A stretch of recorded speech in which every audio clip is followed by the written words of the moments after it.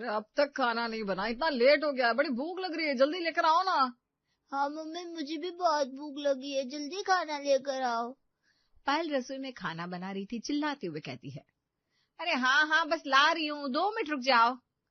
पायल खाना बनाकर टेबल पर परोसती है और रोहन और चिंटू खाना खाने के लिए टेबल पर बैठ जाते हैं। जैसे ही खाना देखते हैं, दोनों की शक्ल बन जाती है। अरे यार, तुमने आज फिर से वही खाना बना दिया। रोज रोज ऐसा खाना खाकर मैं पक गया हूँ। हाँ मम्मी, कभी तो कुछ अलग बना दिया करो। आज आपने फिर से खाने में दाल चावल बना दिया। अरे तो मैं क्या करूं, मैं भी तो जॉब पर जाती हूँ, वहां से आकर बहुत बुरी तरह थक जाती हूँ, नहीं हिम्मत होती बिल्कुल भी घर आकर खाना बनाने की। हम तो घर में खाना बनाने वाली भी नहीं रख सकते, यहाँ शहर में इतनी महंगाई है, बिल्कुल भी नहीं जमेगा हमें तो। बिल्कुल सही कह रही हो तुम, लेकिन हर रोज ऐसा खाना खाना भी तो बहुत बोरिंग लगता है। अब देखो, ज्यादा शिकायत मत करो, जो बनाए खा लो, जल्दी करो, मुझे बर्तन साफ करके सोना भी है, सुबह जल्दी उठना है। इस तरह उनकी लाइफ बड़ी हैक्टिक चल रही थी। एक दिन रोहन के पास उसकी माँ का कॉल आता है। और बता बेटा, कैसा है, कहाँ बिजी रहता है आजकल, अपनी माँ के लिए टाइम ही नहीं निकालता। अब माँ क्या बताऊं, नौकरी में ही पूरा दिन चला जाता है और कुछ करने का टाइम ही कहाँ मिलता है। अरे तो कम से कम हमसे बात करने के लिए 2 मिनट तो निकाल लिया कर, ऐसा लगता है तू हमें भूल गया है। अरे नहीं माँ, ऐसा भी हो सकता है कि मैं आपको भूल जाऊं। मैं आपको कभी नहीं भूल सकता माँ। मुझे तो आपके हाथ के बने खाने की हर रोज इतनी याद आती है कि पूछो मत।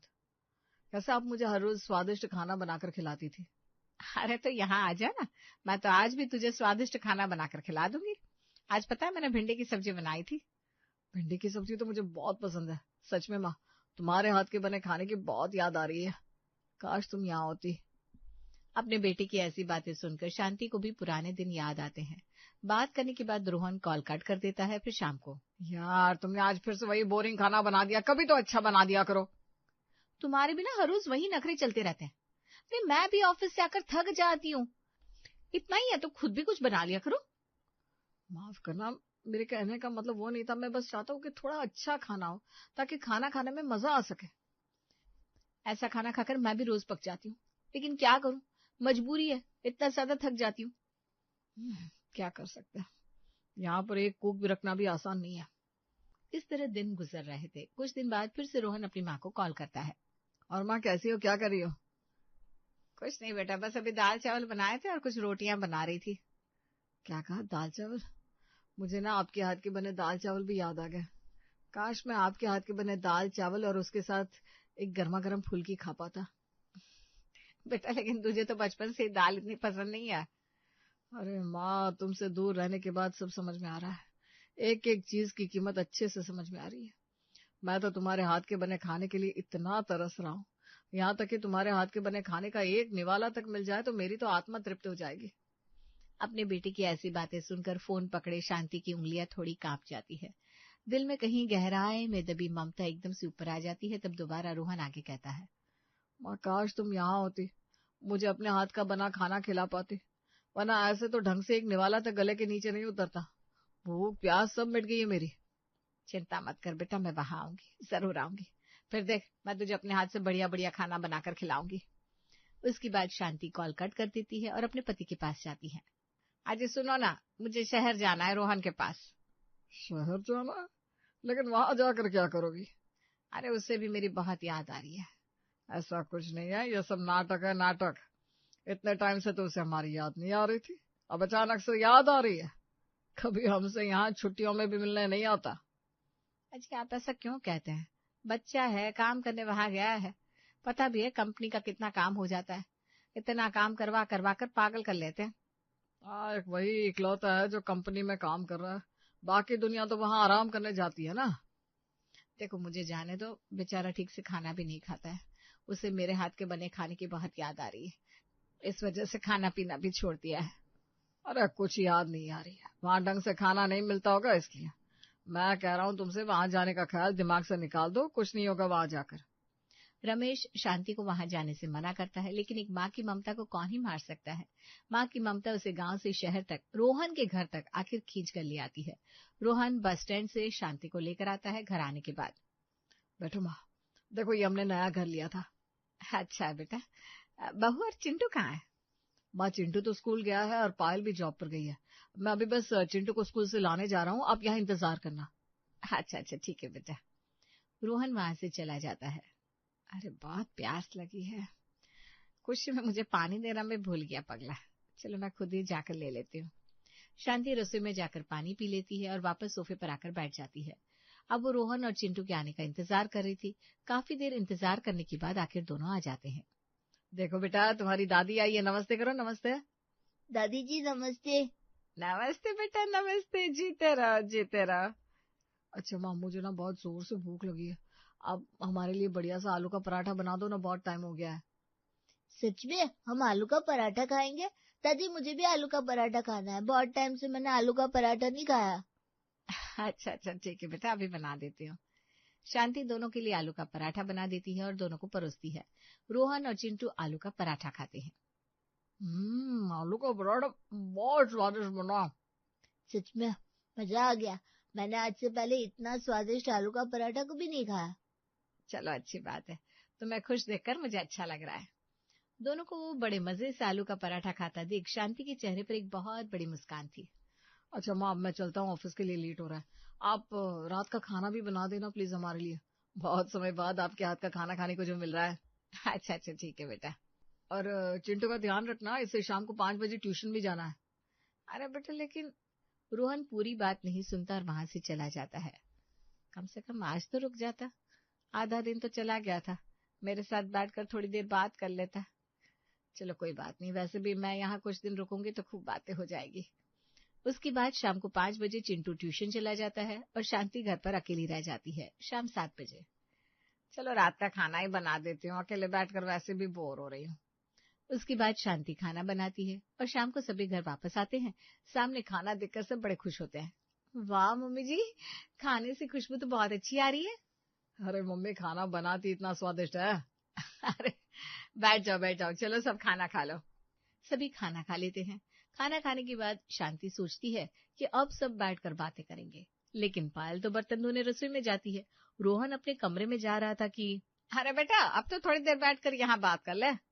माँ, मैं ना बहुत थक गया हूँ, मुझे बहुत नींद आ रही है, कल बात करेंगे। इतना कहकर रोहन वहां से चला जाता है और किचन का काम खत्म करके पायल भी अपने कमरे में चली जाती है।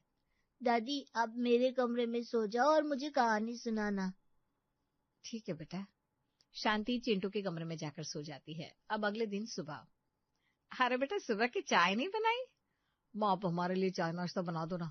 वो क्या है ना, पायल भी ऑफिस जाती है, बहुत थक जाती है, फिर घर का बाकी काम भी तो हो जाता है, तो काफी देर हो जाती है। आप अगर रसोई का काम कर दोगी तो उसकी थोड़ी मदद भी हो जाएगी। अच्छा ठीक है बेटा। अब शांति सबके लिए सुबह का नाश्ता भी बना देती है। सभी नाश्ता कर लेते हैं। मैंने तुम सबका लंच भी पैक कर दिया है, वहां पर अच्छे से खा लेना। हाँ थैंक यू मम्मी जी, आपके आने के बाद मुझे बहुत राहत मिल गई है। अब पूरा दिन बस यही होता। शांति खाना बनाने का काम करती, बाकी सभी अपने अपने कामों में लगे रहते। रोहन पायल सुबह ऑफिस चले जाते और रात को घर लौटकर भी शांति से 2 पल भी बात नहीं कर पाते। जब शांति कुछ कहती तो उसे एक ही जवाब मिलता, अरे माँ, क्या अभी आप बार बार पास बैठने के लिए टोकती रहती हो? आपको पता है पूरा दिन काम करके हम कितने थक जाते हैं। तो बेटा मैं भी तो तेरी माँ हूँ, पूरा दिन तो सब काम करता है, और मैं इतनी देर से यहाँ तुझसे मिलने आई थी, तो 2 घड़ी बैठकर मुझसे बात तो कर ही सकता है ना। मैं पूरा दिन घर में अकेले रहती हूँ, पूरा दिन इंतजार करती हूँ, तो कब शाम को घर लौटेगा, मुझसे थोड़ी देर बात करेगा। अरे माँ, तो मैंने थोड़ी ना कहा है कि आपको मेरा इंतजार करने को। घर में टीवी है, टीवी देख लो, थोड़ी देर चिंटू के साथ बात कर लिया करो। अभी मैं सोने जा रहा हूँ, बहुत थक गया हूँ। अगले कुछ दिन ऐसे ही गुजर रहे थे। शांति को बड़ा बुरा लगता था। फिर संडे वाले दिन, चलो आज तो संडे है, आज हम सब बैठकर खूब गप्पे लड़ाएंगे।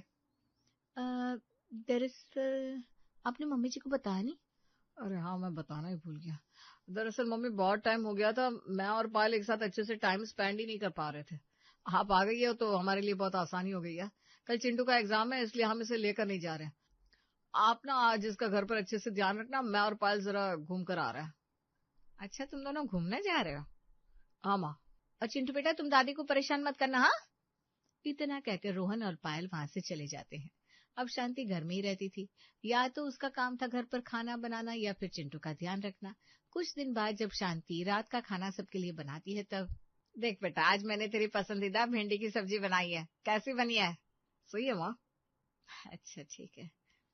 सबको खाना खिलाकर शांति भी वहां सबके साथ खाना खाने बैठ जाती है, लेकिन तब तक सब खाना खाकर उठ जाते हैं। बेटा जब तक मैं खाना खा रही हूँ, अभी मेरा खाना खत्म नहीं हुआ, तुम थोड़ी देर तो यहाँ बैठ जाओ। अरे नहीं नहीं माँ, मैं बहुत ज्यादा थक गया हूँ, मैं बस अब थोड़ी देर सोना चाहता हूँ। इतना कहकर रोहन वहां से चला जाता है। शांति की आंखें नम हो जाती हैं। उसे बीते दिन याद आने लगते हैं। कुछ साल पहले। माँ कहाँ हो? शांति रसोई से हाथ में बेलन लिए बाहर आती है। अरे माँ, तुम तो मेरी कुटाई करने के लिए बेलन लेकर आ गई। मैंने बस तुम्हें पुकारा ही था। अरे बुद्धू, मैं खाना बना रही थी, तुम्हें मारने थोड़ी ना आ रही हूँ। बोल, क्यों आवाज लगा रहा था? अरे माँ, बड़ी जोर से भूख लगी है, जल्दी से खाना लेकर आओ ना। अच्छा ठीक है, लाती हूँ। मैं कमरे में जा रहा हूँ, टीवी देखते हुए खाऊंगा। रोहन चला जाता है। शांति खाना लेकर उसके कमरे में जाती है। खाना देकर कहाँ जा रही हो माँ? अभी आपकी ड्यूटी खत्म नहीं हुई, मुझे अपने हाथों से खाना खिलाओ। अरे इतना बड़ा हो गया है, लेकिन खुद खाना खाना नहीं सीखा अब तक। ऐसी बात मत करो ना माँ, मुझे आता सब है, लेकिन आपके हाथ से स्वाद 10 गुना बढ़ जाता है। नहीं नहीं नहीं, 100 गुना बढ़ जाता है। बस कर मक्खन लगाना, चल चुपचाप खा ले। ना, ये निवाला आप खाओ, आप भी साथ में खाओ खाना। दोनों बड़े प्यार से बात करते हुए खाना खा रहे थे और रोहन पूरे दिन की दिनचर्या शांति को बता रहा था। ये सब याद करके शांति की आंखों से आंसू बहने लगते हैं। ऐसा लगता ही नहीं कि मैं अपने बेटे के घर आई हूँ, बिल्कुल पराया जैसा महसूस होता है। एक दिन शाम को जब शांति घर के बाहर टहल रही थी। जी आप रोहन की मम्मी है ना? जी हाँ, मैं आपकी पड़ोसन हूँ, पड़ोस में ही रहती हूँ। बताइए कहाँ से आई हैं आप? मैं कहाँ से आई थी, मतलब कुछ दिन यहाँ रुकने के लिए आई हूँ। इस तरह दोनों पड़ोसन मिलकर बात करने लगी। तभी वहां कमला का बेटा आता है। अरे माँ, जल्दी चलो, हमें बाहर भी जाना है। हाँ हाँ बेटा चल। अच्छा बहन जी, मैं चलती हूँ, आज रात को हमें खाने पर बाहर जाना है ना, इसलिए आपसे फिर मिलूंगी। जी ठीक है। तब शांति को याद आता है कैसे वो भी पहले अपने बेटे के साथ बाहर खाना खाने जाती थी। अब वो पुराने दिन कहाँ। उसके बाद शांति वापस घर के अंदर आती है तो देखती है अभी तक तो सभी हॉल में बैठकर टीवी देख रहे थे, लेकिन जैसे ही शांति उनके पास बैठ जाती है। अच्छा बेटा, आज का दिन कैसा रहा? हाँ माँ, अच्छा था। अच्छा है, सही है। अच्छा मैं कह रही थी मेरी दवाई ना खत्म हो गई है, तो कल आते हुए ले आना बेटा। हाँ माँ, ले आऊंगा। ठीक है। और शांति आगे कुछ बोल पाती उससे पहले ही रोहन गुस्से में कहता है। माँ, आपको दिख नहीं रहा है क्या? हम मूवी देख रहे हैं, आप बार बार बीच में बोलकर डिस्टर्ब कर रही हो, फिर मूवी देखने का फायदा क्या? कोई बात नहीं, चलो चलते, वैसे भी सोने का समय तो हो गया है। हाँ सही कहा, अब यहाँ रुक कर और करना भी क्या है। इतना कहकर रोहन और पायल वहां से चले जाते हैं, लेकिन शांति को इस बात का बहुत बुरा लगता है। मैं तो बस इतना कहने वाली थी कि जरा आवाज बढ़ा दे, मुझे अब कम सुनाई देता है, लेकिन बात पूरी होने ही नहीं दी। अगले दिन शाम को। बेटा मैंने तुझे कल कहा था दवाई ले आई हो। अरे हाँ, माफ करना, मैं तो आज लाना भूल गया। ठीक है, कल याद से ले आना। हाँ। अगले दिन सुबह। अजी मेरी सनस्क्रीन खत्म हो गई है, आज आते हुए ले आना। आपको पता है ना मैं कौन से ब्रांड की यूज करती हूँ। हाँ हाँ बिल्कुल ले आऊंगा। और बेटा मेरी दवाई भी। हाँ माँ, ले आऊंगा, याद है मुझे। अब शाम को रोहन सनस्क्रीन तो ले आता है, लेकिन फिर से दवाई लाना भूल जाता है। लो तुम्हारी सनस्क्रीन। और बेटा मेरी दवाई। माफ करना माँ, मैं भूल गया लाना। अगले दिन शांति रसोई में जाती है। वहां रसोई में गाजर का हलवा और खीर बनाती है, क्योंकि आज मेरे बेटे का जन्मदिन जो है उसे सरप्राइज दूंगी, ये देखकर खुश हो जाएगा। सारी तैयारी करने के बाद शांति रोहन और पायल का ऑफिस आने का इंतजार कर रही थी। चिंटू को खाना खिलाकर सुलाती है। दादी आप भी खा लो। नहीं बेटा, आज तुम्हारे पापा का जन्मदिन है, उसका मनपसंद खाना बनाया है, आज मैं उसी के साथ खाना खाऊंगी। इंतजार करते हुए उसे कब नींद आ जाती है पता ही नहीं चलता। वो थोड़ी देर सो जाती है।